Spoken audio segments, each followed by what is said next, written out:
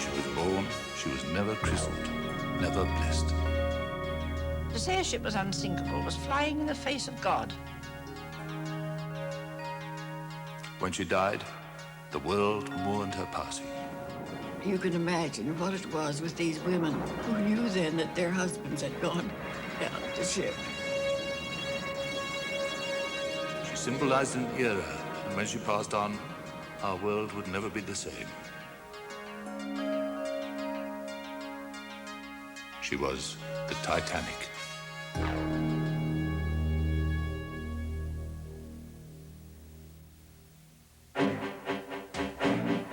Beyond what is known lies an unexplored world of shadows and phantoms.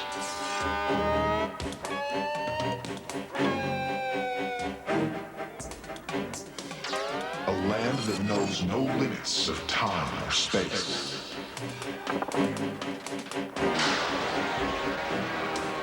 From the dawn of discovery to the nightfall of catastrophe.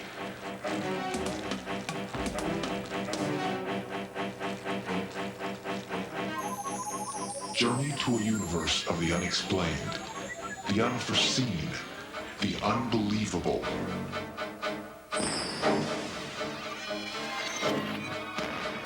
A place where myth and legend are law, superstition a science. A place beyond reality, where no question will go unanswered.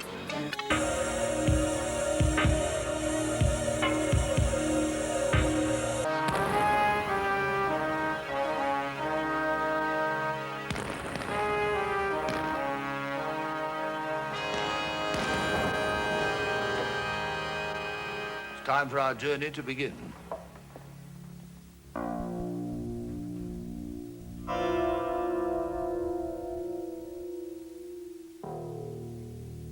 The Titanic.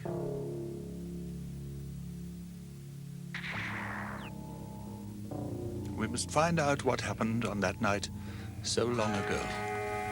And this is our window into the past. News of the world. Not just big, not just huge, why it's Titanic. Yes, this week in Southampton, England, hurrahs greeted the new pride of the Atlantic, the White Star Line's brand new super ship, the Titanic. Under construction for the last 2 years, this great ship is filled with the best money can buy. And believe us, it bought a lot. Every stateroom is filled with the riches of old Europe, and the Titanic is justifiably called a floating palace. But you need to have the riches of a king to afford a deluxe ticket, because White Star owner Bruce Ismay expects and gets over $5,000 for a one-way ticket. But wait, what have we here? Why, getting on board in Queenstown, Ireland, it's a humble child of the sod, young Lily Goodwin. Oh, surely you aren't paying that king's ransom for a ticket. Yes, this young lass is going to America, too. Talk about the luck of the Irish. She and her 5 brothers and sisters can't wait to get aboard this super liner. A true Titanic of a ship. Bigger than the Washington Monument, but a lot more seaworthy. Bon voyage, Titanic. See you in New York. If only Lily and her family had read this book, perhaps they would have reconsidered taking that voyage. Written 14 years earlier, this novel detailed with astonishing accuracy the maiden voyage of the Titan, a huge passenger liner that struck an iceberg in the North Atlantic, sinking with a great loss of life. In some ways, this prophecy turns the Titanic into a classic tragedy. But the end was ordained before the beginning. Designed to be the last word in luxury, the Titanic was incredible in every way. 880 feet from bow to stern. She left on her maiden voyage on the 10th of April, 1912, and there were many photographs taken upon her departure, including these unique glimpses of the doomed ship and passengers taken by a clergyman who disembarked at the ship's last stop in Ireland.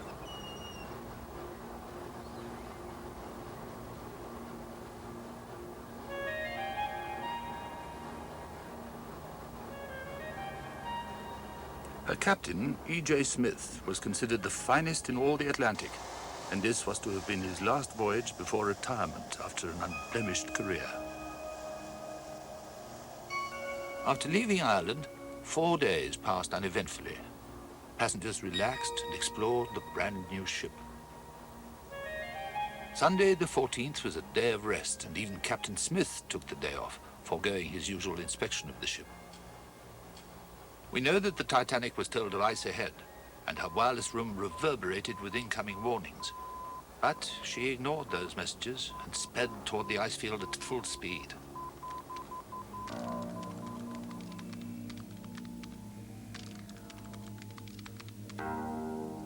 The lookout cried out a warning, but it was too late.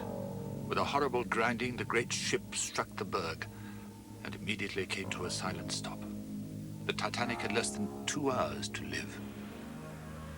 Captain Smith knew the unthinkable had occurred. His ship was doomed. It was time to abandon her, but with what? There were only enough lifeboats for a third of her passengers, and Smith knew it. Women and children first was the cry, and slowly the evacuation began. The first and second classes were given priority on the lifeboats, and amazingly enough, many of the pitifully few boats left half empty. The end drew near. During this agonizing period, the Titanic frantically called for help. In vain. For even though the lights of 2 other nearby vessels were spotted, no rescue came. Many of the poor immigrants in third class were trapped below, in some cases by gun-wielding crew members. And soon, everyone left on board knew the worst. The Titanic and all aboard her were doomed. The ship's band gathered together on the top deck and played ragtime dance tunes, and then as the water rushed to meet them, hymns. Finally, at 2:20 a.m., she stood on end and vanished. There were only 705 survivors. The events of that Sunday night have become legend. Now we must go back and walk the decks of the Titanic ourselves and meet the men and women who went with her into oblivion. The only voyage of the Titanic was surrounded by bad luck that defies belief. Everything that could go wrong did go wrong. It was as if she was cursed. A curse some say began when she was launched, but not christened. It is now April 12th, 1912. The Titanic has less than 8 hours to live. I must say, this voyage has exceeded all expectations. And if we keep up this speed, we'll be in New York by Wednesday. It almost seems a shame to arrive so soon. What an exciting time we've had. If only my mum would join us. But she won't come out to the cabin. You see, there was folks who got bad feelings and left right before we sailed. Now, Mum's scared. She's thinking the ship could sink. This ship... I hear they have solid gold faucets above decks. Oh, I wish they'd let me just take one look. If you ask me, this whole trip's been marked. They got a coal fire down below they can't put out. We nearly hit to New York when we left Hampton. Everything is new and not working proper. Oh, yeah, and this is perfect. They didn't give me no binoculars. None of the lookouts have them. Imagine that. What do they want me to do up there? Sleep.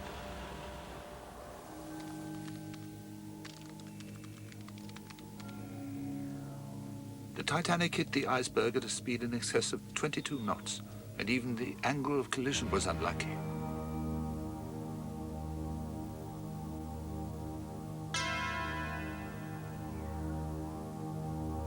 Had she turned 10 seconds earlier, she would have missed the iceberg entirely. Had she turned 10 seconds later, she would have collided dead-on, a survivable catastrophe. But she struck in the worst imaginable fashion, in such a way that 6 bulkheads burst, dooming 1,500 innocent people.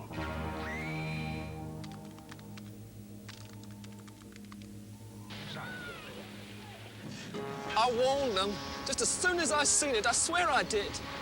But there was no waves, so the berg had no water line. and it must have just turned over because it was dark blue. And there weren't no moon. Everything was pitch black. Nobody could have seen it in time. Nobody. Well, of course I didn't get into the lifeboat ahead of any women and children. Everything was moving as smoothly as could be expected. Why, Wallace and his band were playing, keeping spirits high and dry. Everybody waited their turn. There was absolutely no panic.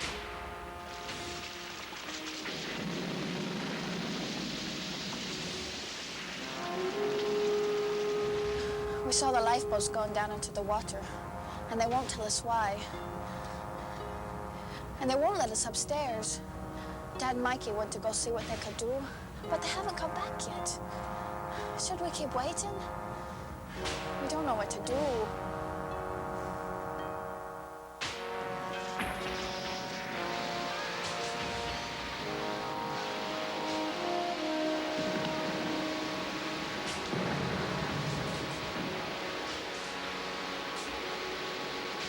It was horrible. Bloody awful. This one gent jumped off the bridge and landed smack on some deck chairs. Poor blighter never had a chance.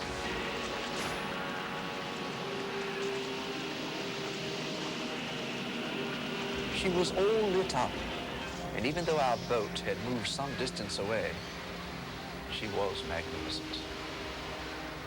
You could see the light still on underwater.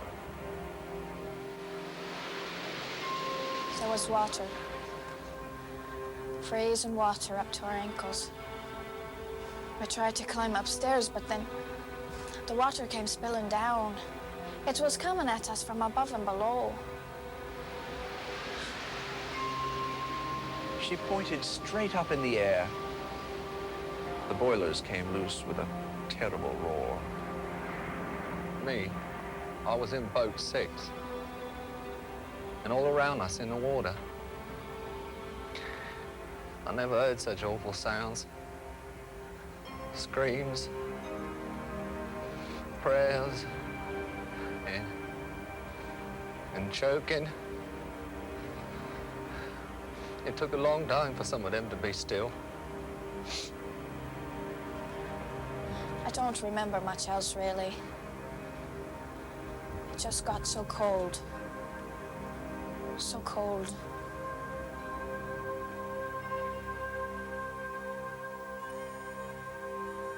Lily Goodwin and 1,522 others perished that night, and a few wished they had. Bruce Ismay died in disgrace 25 years later, under a cloud of suspicion, because he had lived while so many had died. Frederick Fleet took his own life almost 50 years later, perhaps the last victim of that April night. But some did live. A handful of those survivors are alive today, and they remember what it was like on that terrible night. They were little girls then. They were on the Titanic that night, and they lived to remember. Well, my mother had a premonition, and she never went to bed in that ship at night at all. She sat up every night. And he says, Madam, you don't have to be afraid of anything. He says, you know that the Titanic has watertight compartments. And the only thing that she felt strongly about was that she said that to say that the ship was unsinkable, which indeed was what was claimed, to say a ship was unsinkable was flying in the face of God.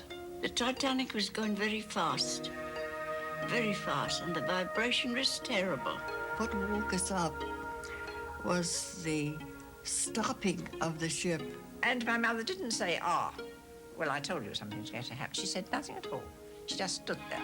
He went up and he came back. He said, it's nothing much. They only struck an iceberg. I think I probably was the last one to get in because they lowered the boat right away. So as they proceeded to lower the lifeboat, my father put my mother and I in and made absolutely no attempt to get in himself. But after we got her in the lifeboat, he says, I'll see you in New York. Never saw him again.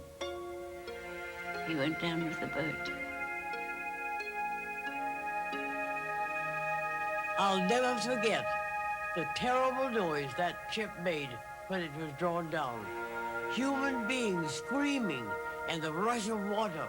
It was terrible. The sounds of people drowning are something that I cannot describe to you, and neither can anyone else. It's the most dreadful sound.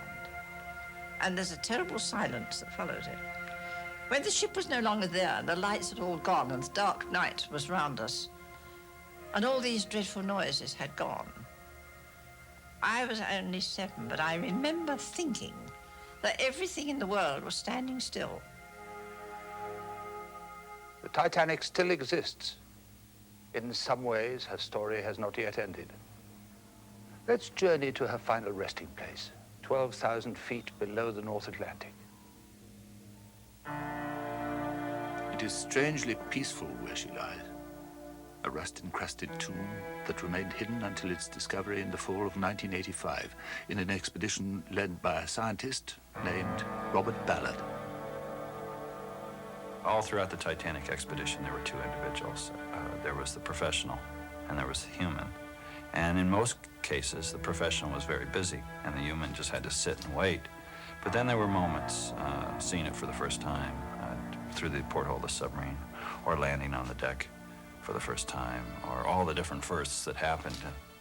The human would come through whenever you gave it a chance. And certain images, empty lifeboat davit, the doll's head, chandelier, going down the grand staircase, that was my dream. That was my focus for so many years. I wanted to go inside. I not only wanted to find the Titanic, but I always wanted to go inside of it. And the landing Alvin on the entrance to the grand staircase above the elevator shaft, and then sending JJ down deep inside, and then moving into that room and then spotting that chandelier. That was the culmination of, if there was any one thing I did, that really was what it was all about. The Titanic has inspired men and women who today keep her memory alive. Men and women who gather together to celebrate her life and commemorate her death.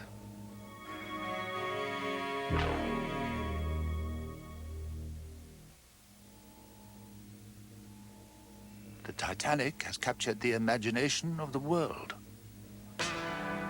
In 1912, this sinking was one of the first media events, and anyone connected with the tragedy was newsworthy.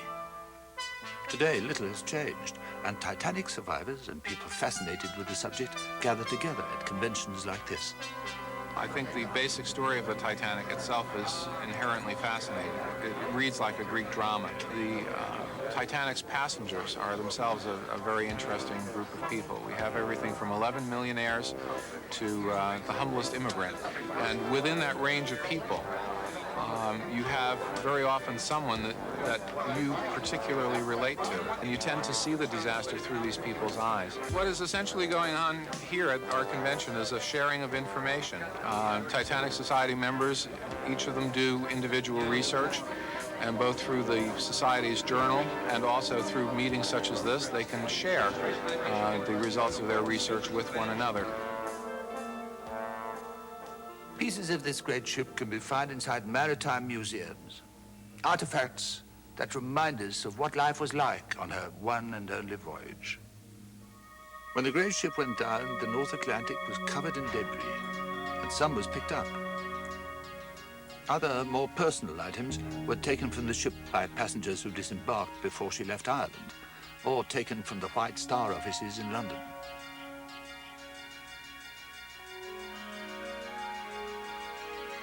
Now on display, you can find everything from surviving deck chairs to Mrs. Astor's life jacket to an actual piece of the Titanic's plush carpeting taken as a memento by one of the men who installed it. In one such museum, located below decks on the Queen Mary in Long Beach, California, this huge model of the Titanic can be found as if headed towards its fatal rendezvous. The memory of this great ship and the men and women who walked upon her decks will surely live on for as long as we travel the oceans. The Titanic was overwhelmed by her tragic destiny and a few seconds of disastrous luck.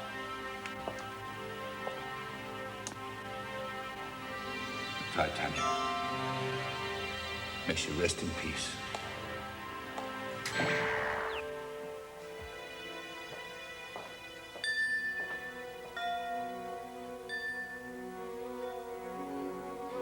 Secrets and Mysteries presents information based in part on theories and opinions, some of which are controversial.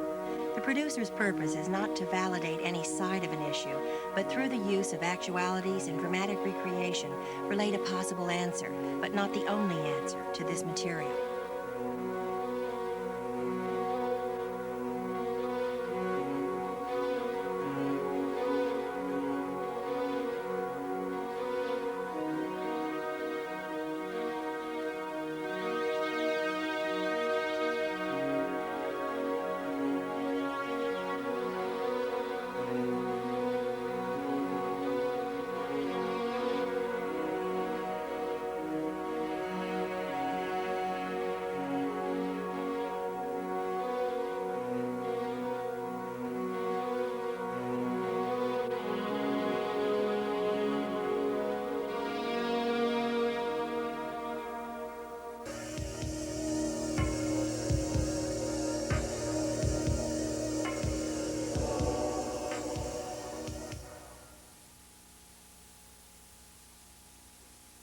According to a recent poll taken in the United States, half of its population believed that the universe is inhabited by other intelligent life.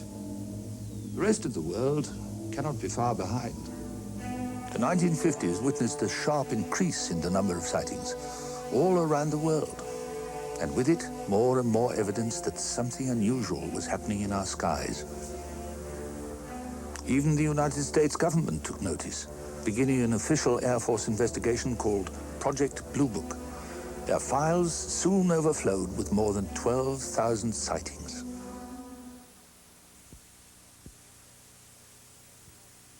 These water beasts may well be the most ancient surviving inhabitants of our planet. Did I see the monster? I don't know, but I do believe that, you know, I obviously saw some things, and nobody's been able to tell me what I saw. So I think I must have seen the monster.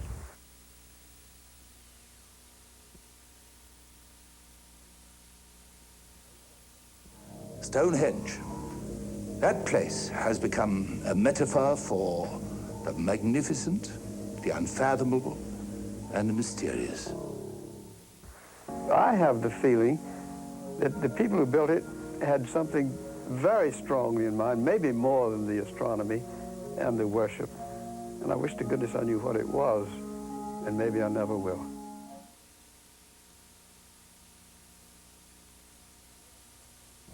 German scientist Werner von Braun is considered to be the architect of America's space program.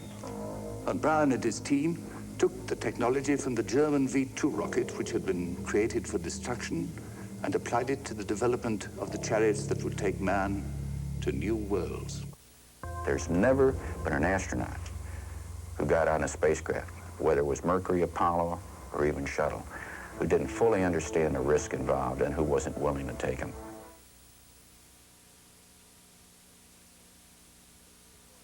The only voyage of the Titanic was surrounded by bad luck that defies belief. Everything that could go wrong did go wrong. It was as if she was cursed. A curse, some say, began when she was launched. He went up and he came back. He said, it's nothing much. They only struck an iceberg.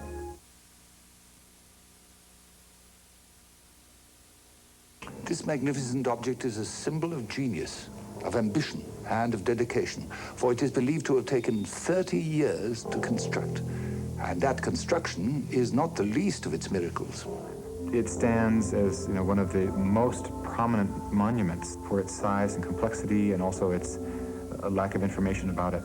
To be able to plan and economically accomplish such a large feat for the pharaoh is extraordinary.